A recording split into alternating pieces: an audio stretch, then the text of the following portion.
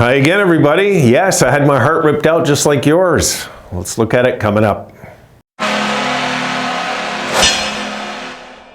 I really didn't expect any comeback. I really didn't. I was thinking, I thought the Sabres would blow them out today, and here I am watching the Red Wings blow us out. I was just going to say I was right about the blowout, just I got the team wrong. But when this was all said and done, the start killed us again, guys. That's all that happened tonight. The start killed us. If the Sabres had 5 more minutes in this game, they would have won it. But the truth is, Detroit deserved to win this game. They jumped on us 4-0. They were dominating play. We had no goaltending. We looked confused. Our passing was off. Everything was haywire.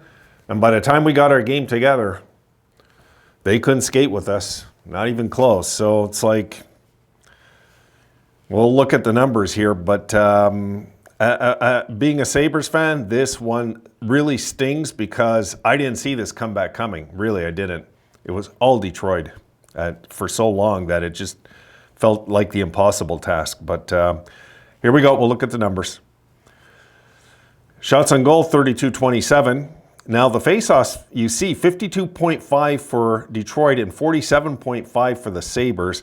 And at one point in this game, it was like 77-23, and the Sabres, the third period's what did it all.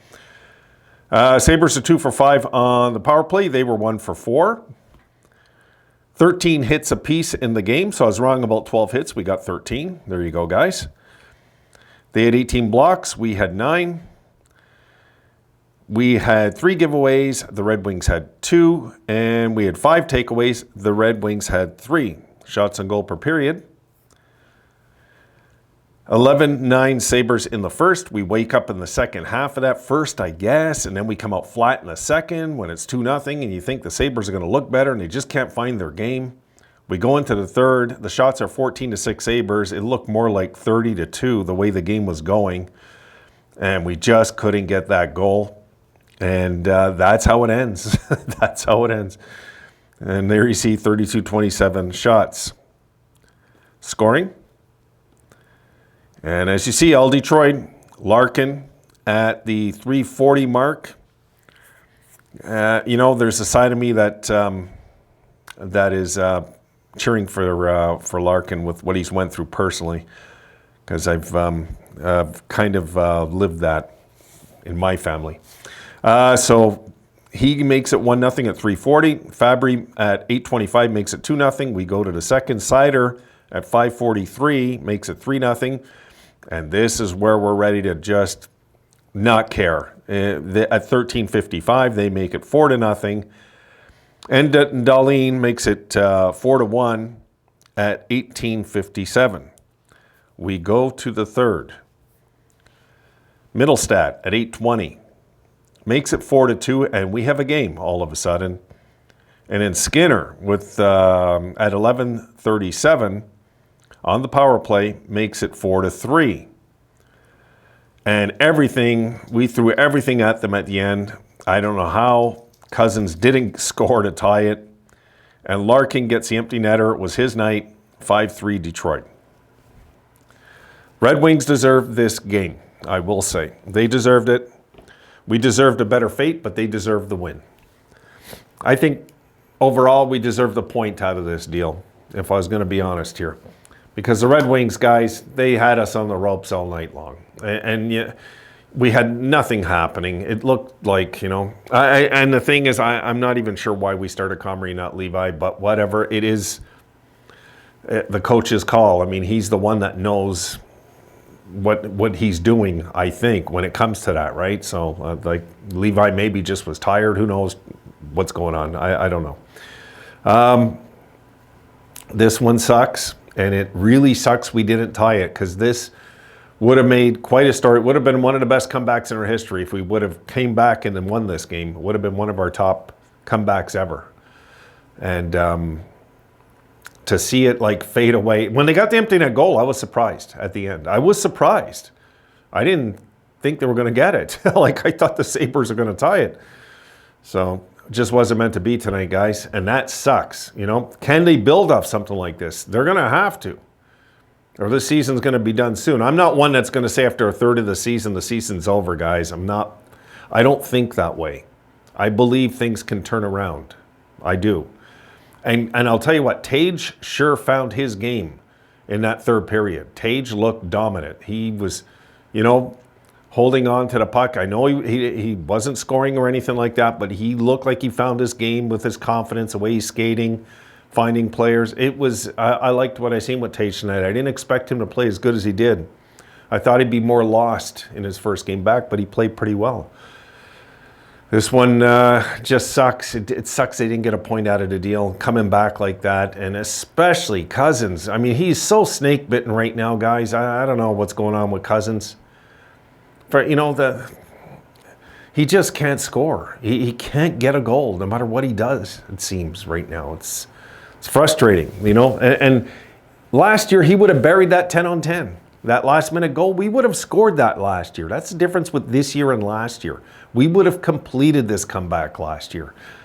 But it's just the stage of where we're at in our development, guys, I mean, I went and looked on purpose. I wanted to see how much older is Detroit than us, because I know they're older.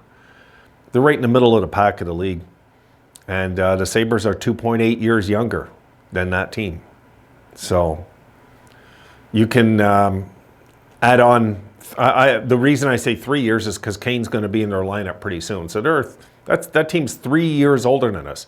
Where will the Sabres be in 3 years? You know what I mean? We don't know.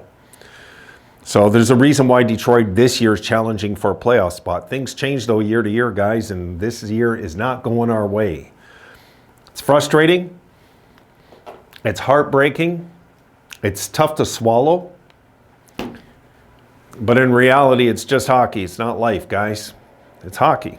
I love the game. You love the game. And we just have to, root our team on. I'm not gonna pout. I'm not gonna whine and complain that we deserved. We're getting screwed and all this, and there's no point in that. It's not going to do any good going into a game against Boston. We got the Bruins, so we're going to have to see how we play in that, because this is not going to be any easy task at all. It wouldn't surprise me if the Sabres go in there and win 4-1, and we're just shaking our heads, not understanding this team.